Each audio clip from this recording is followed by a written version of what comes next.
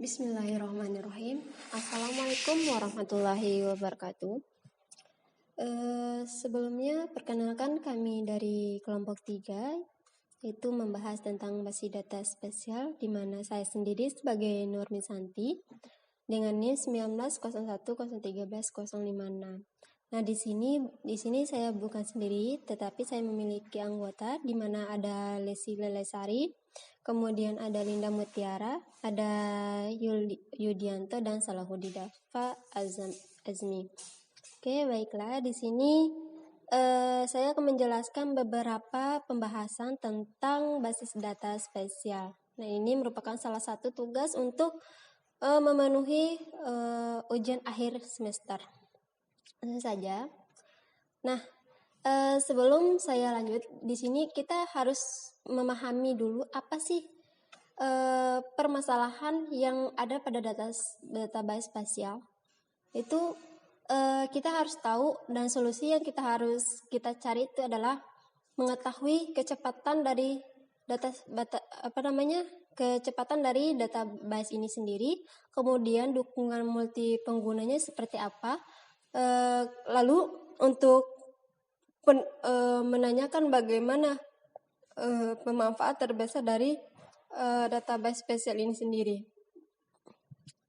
Oke, jadi teman-teman bisa lihat dan bisa perhatikan bagaimana sih sistemnya kayak gimana dari data spesial ini sendiri. Nah, di sini saya sedikit akan menjelaskan dari beberapa poin yang ada di sini. Yang pertama adalah kecepatan, di mana kecepatan secara umum kita dapat memformat yang lebih baik dari data yang sudah kita sajikan sebelumnya. Nah, dari database ini kita dapat dari sebuah save file atau sub file, kemudian kita melakukan pembuatan database secara optimal. Nah, kita mengoptimalkan bagaimana sistem pelayanan dan volume besar dari data berulang itu sendiri. Nah, data ini sangat cocok untuk kita deskripsikan dalam permasalahan sebuah database spasial ini sendiri. Selanjutnya adalah dukungan apa sih yang harus digunakan dalam database ini. Jadi dukungan yang pertama itu adalah dukungan multi pengguna. Nah, di mana semua database yang cenderung menjadi data referensi yang ada sebelumnya, kemudian data referensi itu secara umum dimasukkan dalam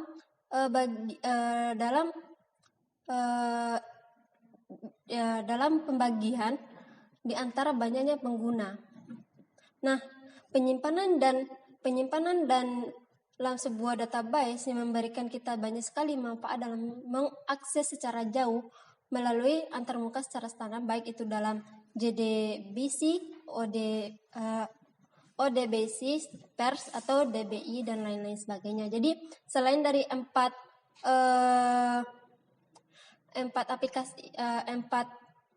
media antarmuka ini, masih banyak lagi antarmuka yang lain.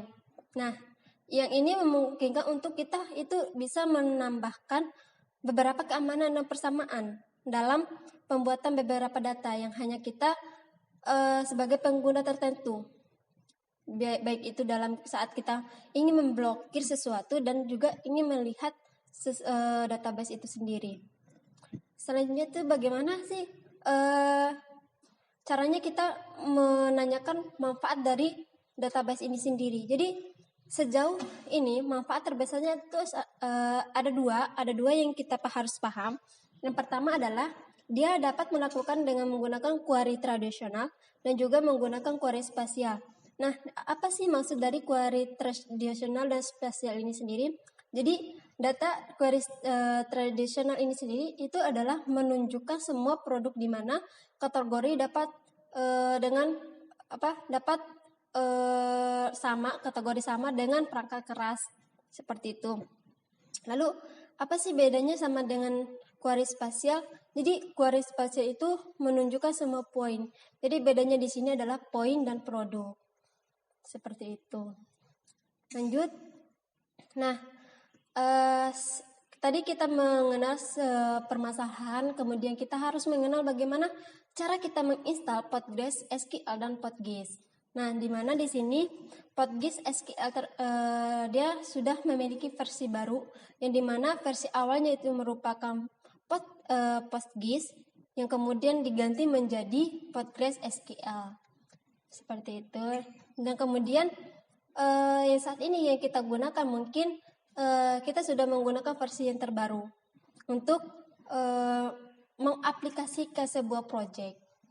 Nah, di mana di sini kita dapat mengunduh versi bina yang dikomplikasikan dari aplikasi ini sendiri. Nah, yang dimana di bagian dari etos open source-nya adalah membangun proyek dari sumber dan memungkinkan kita untuk selalu memiliki akses ke versi yang baru. Dan juga bina ini merupakan sebuah yang cenderung tertinggi pada 1 atau 2 versi kebelakangan akhir-akhir ini, kemudian baru dirilis kembali.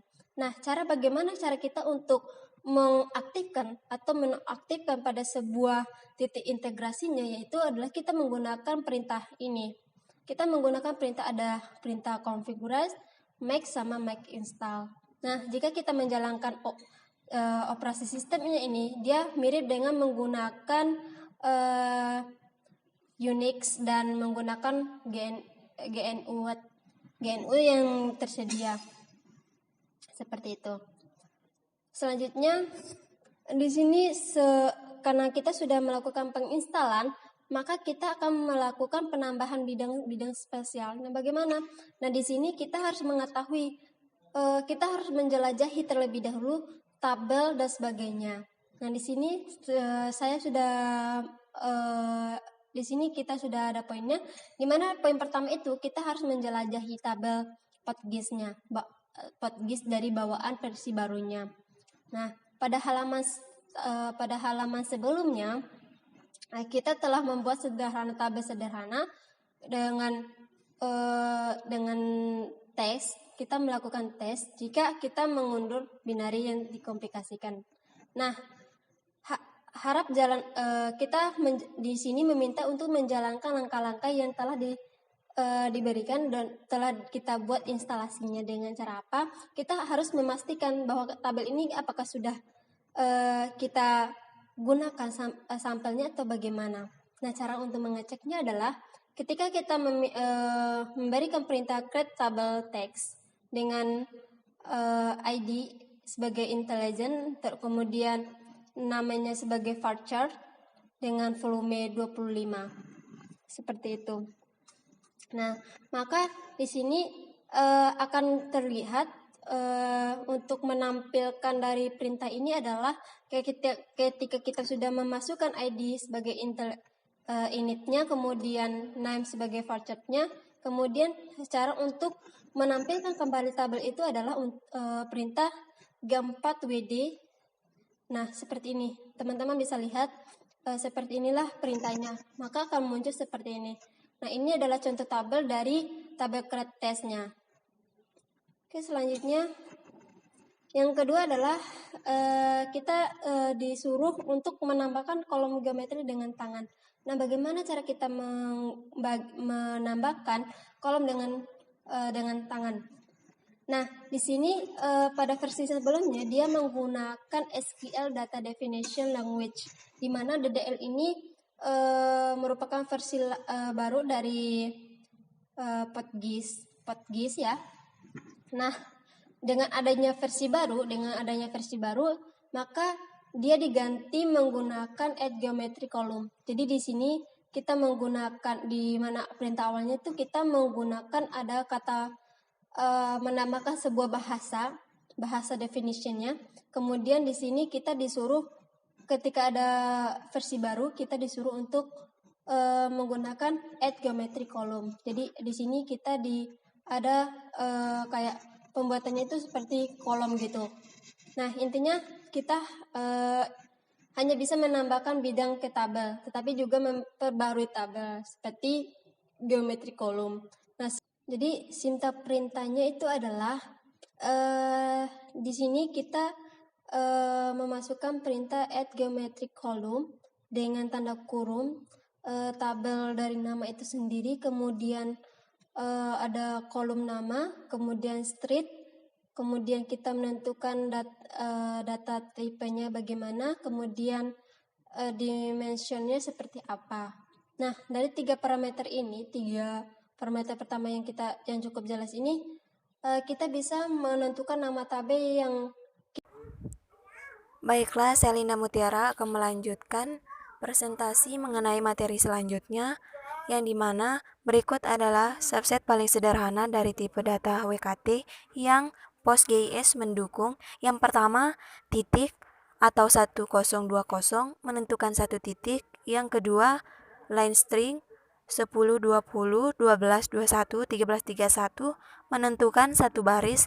Itu harus berisi setidaknya 2 simpul, sebuah awal titik dan titik akhir. Yang ketiga ada poligon 10, 20, 40, 50, 40, 70, 10, 20 menentukan poligon tunggal. Itu harus mengandung setidaknya 4 simpul, yang pertama dan terakhir identik. Inilah cara Anda menutup poligon. Perhatikan tanda kurung ganda. Tipe data point cukup mudah selain melewatkan koma di antara koordinat, namun Anda akan salah mengetik line bukannya line string. Sekitar 2 lusin kali, semakin frustasi setiap kali. Menurut OGC, line secara teknis berbeda dari line string. Sebuah line hanya berisi 2 poin. Sebuah line string berisi lebih dari 2. PostGIS hanya mendukung bentuk line string karena line dapat diwakili oleh line string. Dan kemudian ada poligon, mengingat untuk mengulang yang pertama dan pasangan koordinat terakhir cukup sulit. Tetapi ingat untuk menggunakan ganda tanda kurung. Mengapa OGC membuat kita tunduk pada itu? Ya, seperti line string, ada lebih dari yang terlihat saat itu datang untuk mendefinisikan poligon. Materi selanjutnya ada memasukkan data spasial.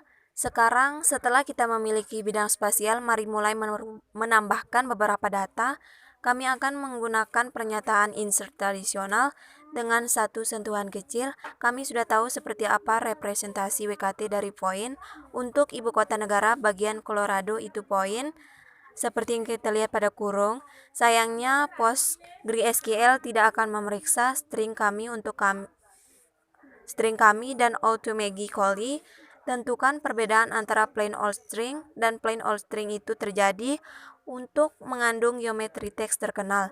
Jadi, ketika kita memasukkan geodata, kita perlu memberitahu PostgreSQL menggunakan geom fungsi from text atau string street.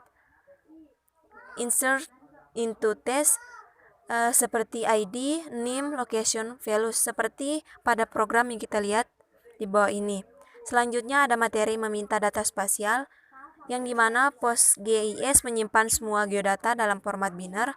Jika teks mempresentasikan titik disebut WKT, maka format biner terkenal disebut biner terkenal WKB. Geom from text sebenarnya membuat objek WKB dari string text kita, asalkan sisi lain dari geom from text adalah as text.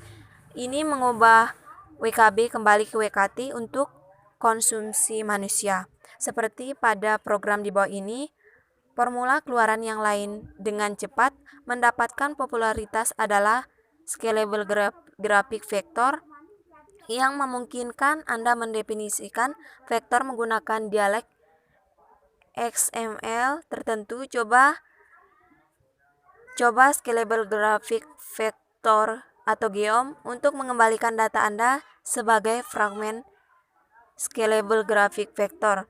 Daya tarik scalable graphic vector bahwa ini adalah standar terbuka dibuat oleh W3C, Firefox 1,5 dan Opera 6 sudah memiliki dukungan.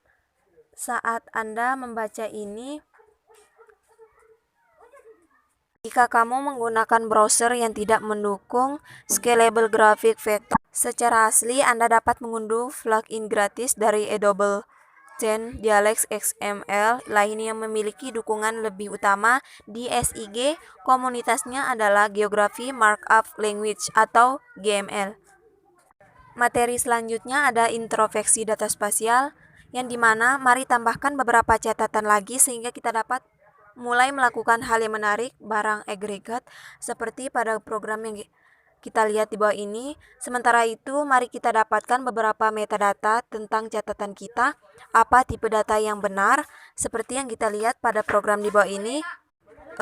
Kemudian query mengembalikan poin untuk setiap record, itu masuk akal, apa proyeksi sedang digunakan. Seperti pada program di bawah ini. Selanjutnya query mengembalikan poin untuk setiap record, itu masuk akal apa proyek digunakan, seperti yang kita lihat pada program di bawah ini. Itu terlihat bagus, 4326 seperti yang diharapkan. Itu bukan apa-apa yang tidak bisa kami temukan dengan mencari sendiri berbagai tabel geometri. Oke, terima kasih. Materi selanjutnya akan dijelaskan oleh saudari kita, Saudari Lesi. Kepada Saudari Lesi, disilakan. Lesi Lelasari akan menjelaskan tentang mengimpor data. Salah satu cara termudah untuk memasukkan softfile ke dalam format yang ramah PostGIS adalah dengan menggunakan yang sertakan SHP2 PGSQL utilitas di Portugris. Scroll Home. Ini mengintrospeksi software Anda dan membuat tabel pernyataan dan yang sesuai. Tambahkan geometri kolom itu berulang melalui setiap catatan dalam file dan membuat pernyataan SQL insert individual. Secara default, SHP2 PSQL membuat outputnya ke layar. Untuk menangkapnya dalam file teks, pastikan untuk mengarahkan output ke file. Atau untungnya sintak untuk mengalihkan entity di Mac, Linux, dan Windows. Untuk mengonversi software as, ketikkan yang di bawah ini. Selanjutnya, memanipulasi. Untuk menggabungkan polygon menjadi multipolygon tunggal, kita perlu melakukan beberapa hal. Kita dapat membuat tabel baru dengan melakukan pilih ke new table daripada menggunakan pilih berbeda seperti yang kami lakukan hanya minat yang lalu, yang membatasi output ke satu nilai unik dan membuang duplikat. Kita dapat menggunakan pilih kelompok dengan nama untuk mengumpulkan hasil. Akhirnya, kita bisa menggunakan GOM unit untuk menggabungkan geometri. Menempatkan ini semua bersama-sama, kita berakhir dengan ini. Untuk melihat apakah semuanya bekerja, ketik seperti yang di bawah ini ya. Selanjutnya, untuk melihat apakah semuanya bekerja, teman-teman bisa ketik seperti sintak yang di bawah ini. Selanjutnya, mengekspor data. Tidak mengherankan, PostGIS menawarkan utilitas pelengkap untuk SHP2 PGSQL. PGSQL 2 SHP buat direktori bernama Makami 50, mengubahnya dan ketik perintah berikut. Ini membuang nilai dari tabel database G4WD ke short file. Kita dapat, jika Anda ingin mengganti nama, ketik berikut ini. Hanya untuk memeriksa kewarasan output, Anda dapat membuka short file di penampilan pilihan Anda. Menambil pilihan Anda. Sebagai alternatif, Anda dapat menggunakan Ogilvy Info yang datang bersama dengan KDIL untuk melakukan sedikit introspeksi.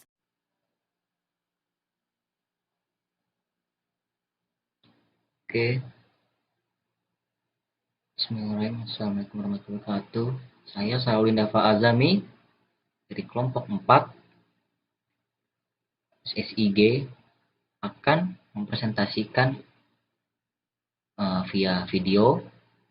Ini berhubungan dengan pertemuan terakhir karena kelompok 3 tidak ikut presentasi, jadi sebagai gantinya akan membuat video. Seperti yang telah dijelaskan teman-teman saya di di sebelumnya. Jadi saya akan menjelaskan untuk slide 15 dan 16 yaitu mengindeks data. Di PostGIS, sama seperti database lainnya, jika Anda memiliki tabel besar, mengindeksnya akan sangat meningkatkan kinerja query. Anda biasanya membuat indeks pada bidang yang sangat Anda query. Mengindeks bidang sama, misalnya membuat yang tidak berbeda dengan indeks di bidang belakang buku ini. Indeks buku diatur menurut kata kunci, menunjukkan halaman mana kata kunci muncul. Indeks basis data mengacu pada nomor catatan, bukan halaman. Tetapi, secara konseptual, ia melakukan hal yang sama. Ini memungkinkan pengoptimal query untuk mempersingkat pencari data. Untuk query spasial, kami ingin dapat melakukan hal yang sama. Namun alih kata, kita akan membuat indeks pada kotak pembatas geometri. Sedang kadang-kadang disebut minimum bounding rectangle atau MBR. Ini adalah kotak sederhana yang dapat digunakan sebagai tempat untuk geometri sebenarnya, yang pada kenyataannya mungkin poligon rumit dengan puluhan atau ratusan simpul. Untuk contoh kotak pembatas ada pada gambar 5.1 ini. Nah, slide berikutnya, kita sudah menggunakan PostGIS untuk memindahkan data. Mari luangkan sedikit waktu untuk melakukan beberapa analisis spasial untuk mengkonversi ke derajat desimal. Lakukan perjalanan singkat ke http://zip.com/detail/chord. Ketika nilai dalam kotak desimal menit di sudut kanan bawah halaman dan klik kirim. Derajat desimal yang dihasilkan adalah minus 105.64166,38.99833. Apa yang PostGIS katakan tentang ini? Untuk menemukan titik pusat, gunakan fungsi centroid. Buka kurung, tutup kurung. Lalu titik 2, select name, ice text. Buka kurung centroid. Buka kurung lagi the underscore geom, tutup kurung. Nah, hasilnya adalah titik minus 105.54781991091 38.99849290487 itu cukup dekat. Dalam contoh di bagian ini, kita tidak akan pernah mendapatkan kecocokan yang tepat. Apa yang kita cari sudah cukup dekat. Sekarang mari kita periksa kotak pembatas. Situs web mengatakan bujur 102W hingga 109W, lintang 37N hingga 41N. PostGIS memberi kita beberapa fungsi untuk memverifikasi ini. Envelope dan extend. Envelope mengembalikan poligon yang valid. Sangat cocok untuk dimasukkan dalam tabel baru. Mungkin bisa dilanjutkan oleh teman saya berikutnya. Cukup sekian. Assalamualaikum warahmatullahi wabarakatuh.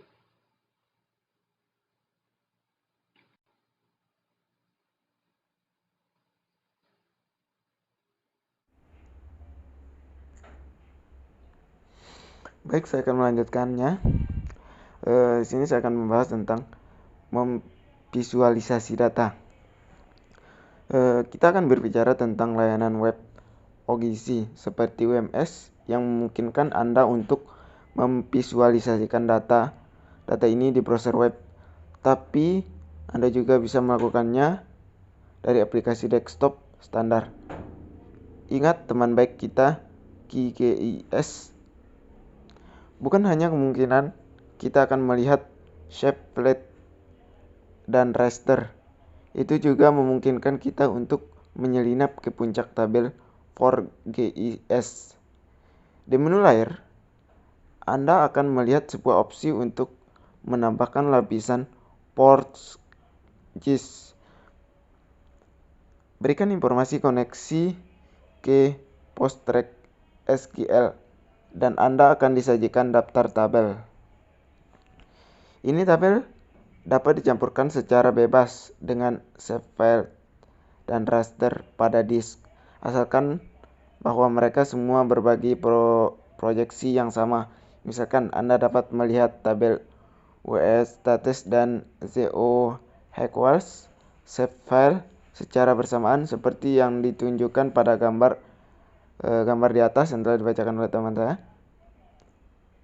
Ada satu koca kecil dengan versi produksi QGIS pada tulisan ini. Rilis 8x Forestek SQL tidak membuat spesial badan tersembunyi yang dilakukan versi sebelumnya. ID objeknya QGIS tampaknya untuk memilih tabel dengan OID. Jika Anda kesulitan melihat tabel PostGIS di QGIS, coba ketikkan perintah berikut: set default with odds to true. Kita lanjut ke kesimpulan dari presentasi kita.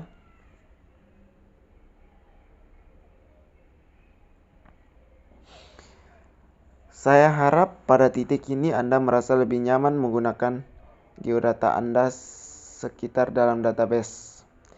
Kami menginstal ForestekQL dan aktifkan secara spesial dengan PortGIS. Kami mengamati tabel bawaan seperti geometri, kolom, dan spesial rep SYS. Kami menciptakan bidang spesial dengan tangan dan mengimpor save file menggunakan SHP-PSQL. Kami bertanya, memanipulasi dan mengekspor data kami. Kami mengindeks data kami untuk kinerja dan divisualisasi itu menggunakan penampilan desktop. Jadi sekarang kita memiliki data dalam database. Mari kita lihat bagaimana kita dapat berbagi informasi ini melalui web. Dalam beberapa bab berikutnya, kita akan melihat cara untuk memvisualisasi data di browser web menggunakan WMS dan membagikan sebagai layanan web OGZ yang sesuai standar atau menggunakan WPS. Mungkin itu saja.